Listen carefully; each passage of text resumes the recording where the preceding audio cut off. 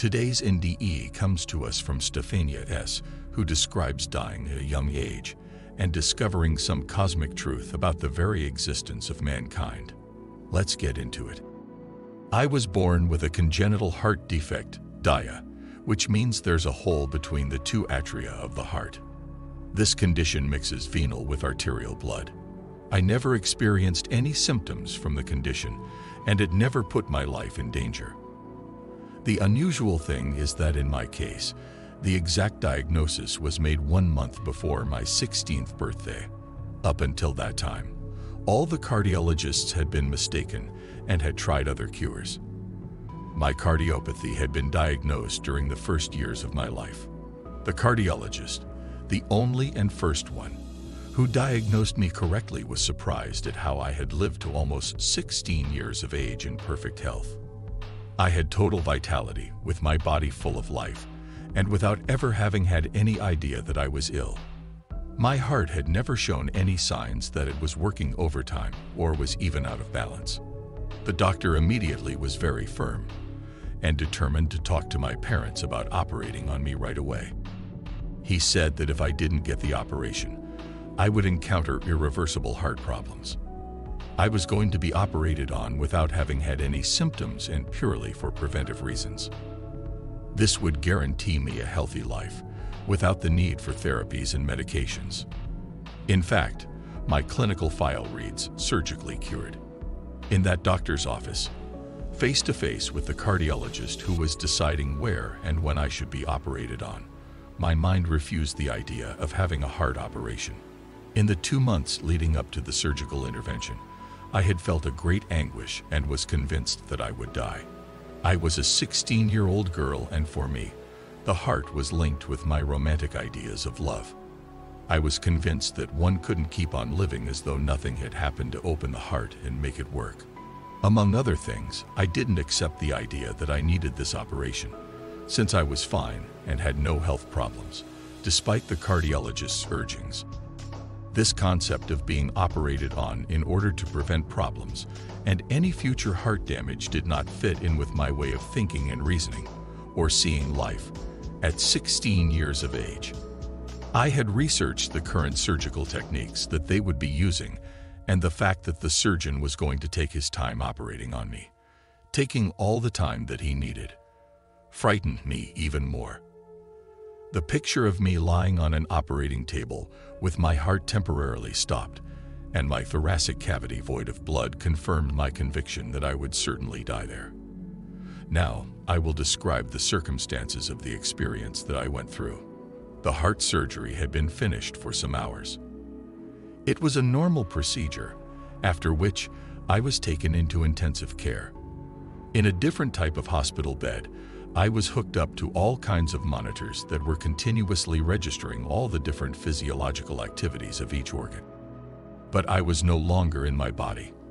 I floated without weight or physicality.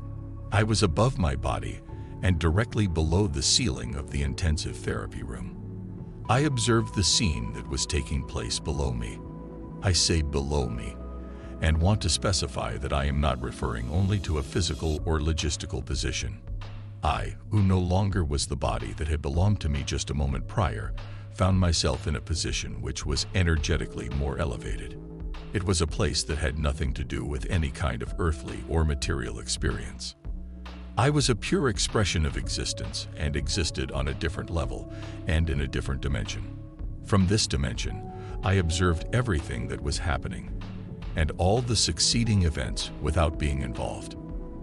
As I was floating free like this, without thought or physical limitations, I experienced a feeling of infinite, supreme blessedness or happiness that was independent of any external factors.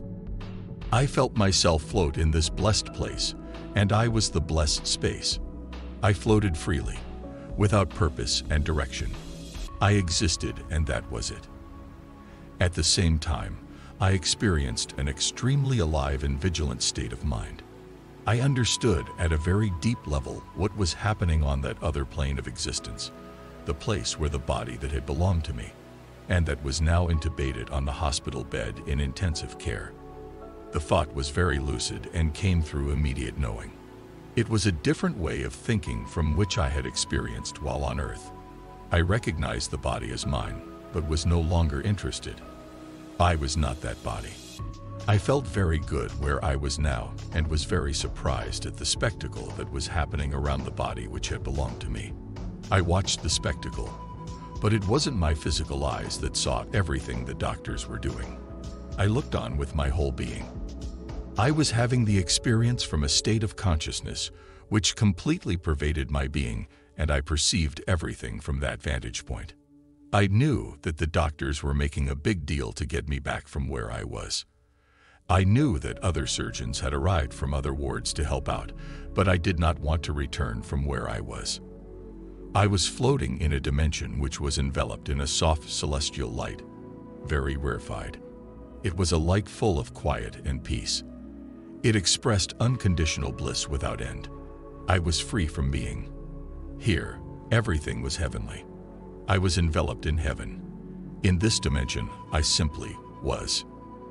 I was experiencing the fact of existing. And this experience was happening on another level of existence. I knew with all my being that I was in a dimension outside of time and space. And I didn't want to return to my body. I didn't understand the agitation coming from all the doctors who were surrounding the body which had belonged to me, and with which I now wanted nothing to do. I remember thinking, why are they persisting so much?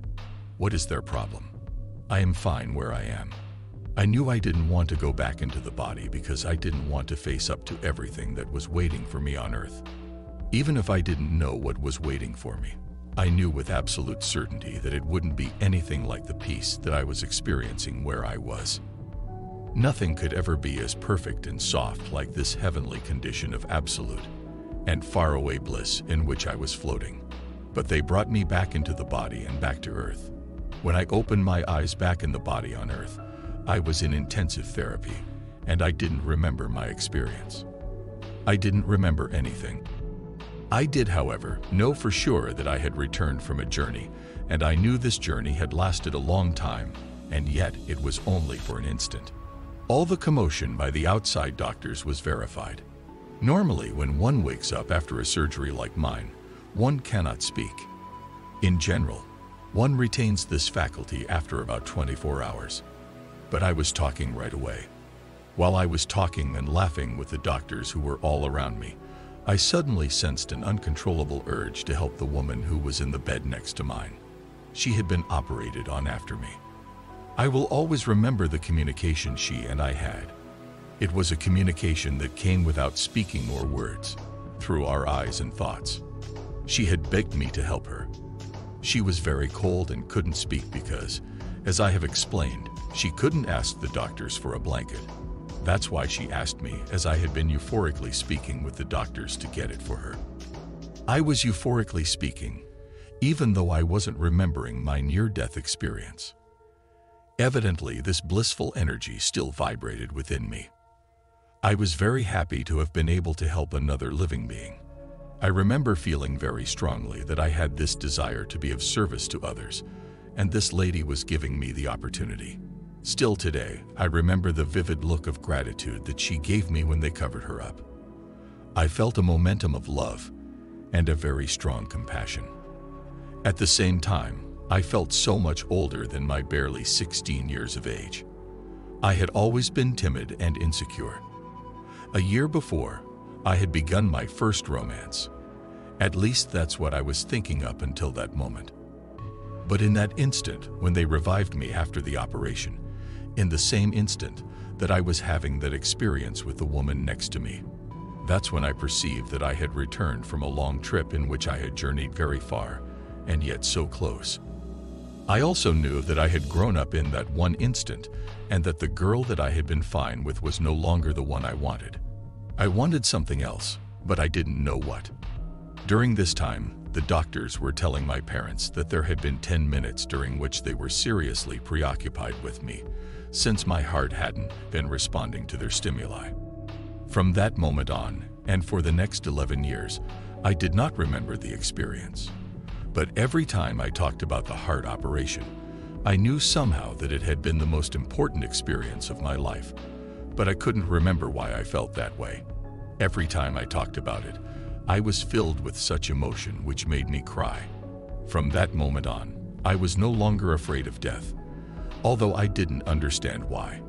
On the contrary, I explained it to myself rationally. I endured and survived that type of operation.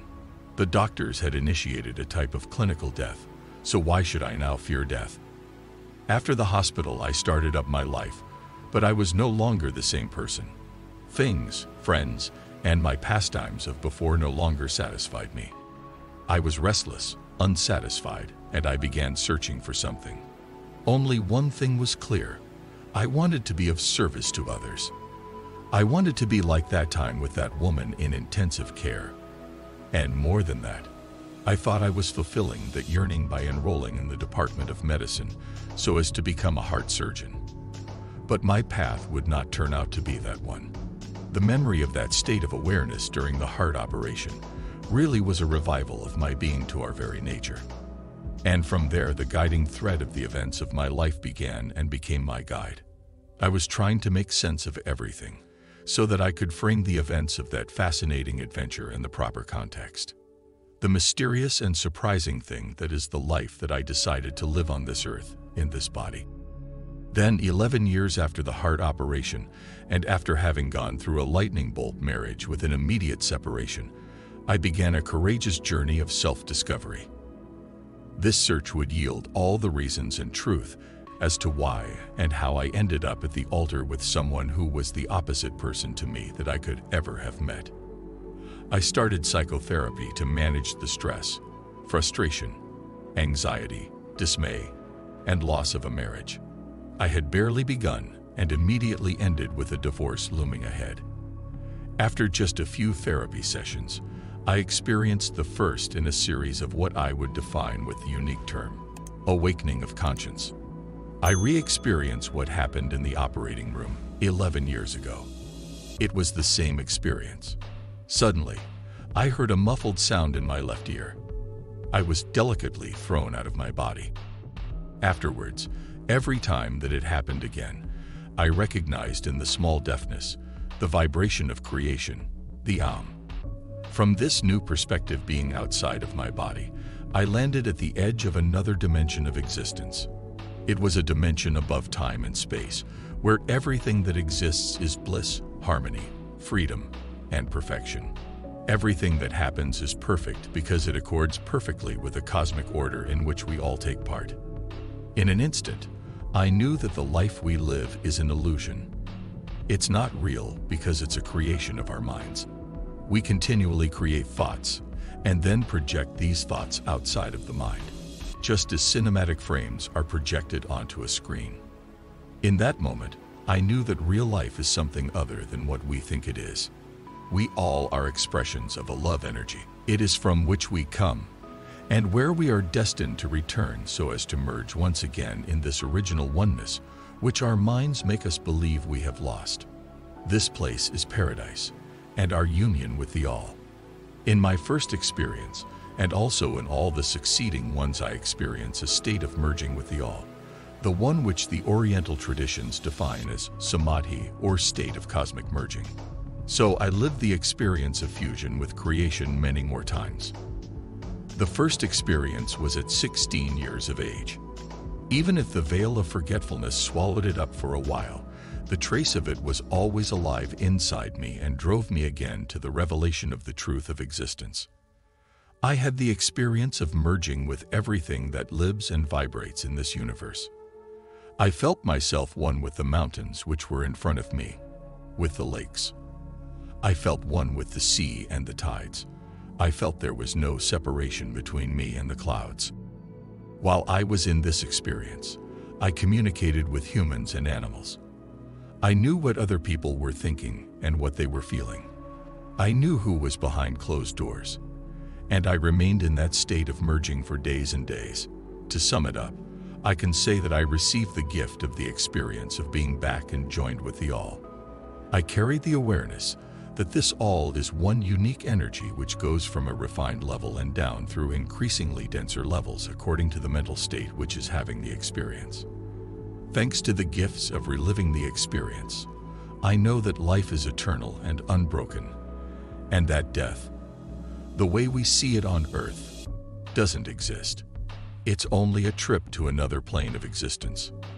From my first experience up until today, I am understanding that every day that I live on earth in this body, I am to experience joy and bliss here. The lives we live here on earth don't happen by chance. Our lives are a direct consequence of what the mind creates. I am here on earth to open my heart every day to unconditional love. I am here in this body to leave behind every remaining fear and attachment. I am here on earth to express every day the joy that I am. I am here to discover here and now how much more space for freedom lies deep within me. I am here to learn freedom and expand it throughout the world around me. I am here on earth to live happiness and lightness of being. I am here in this body and in this dimension of space and time to learn that each and every moment is the only reality which exists. Everything else is an illusion created by thoughts created by the mind. I am here to remember that in every moment I can rediscover who I really am, and that I am here to have fun and to play because this world is the joyful creation of the divine. I am here on this earth because I have the full and holy right to do everything that makes me happy, and it is my duty to create even more joy in order to contribute to the expansion and the happiness of all and everything in creation.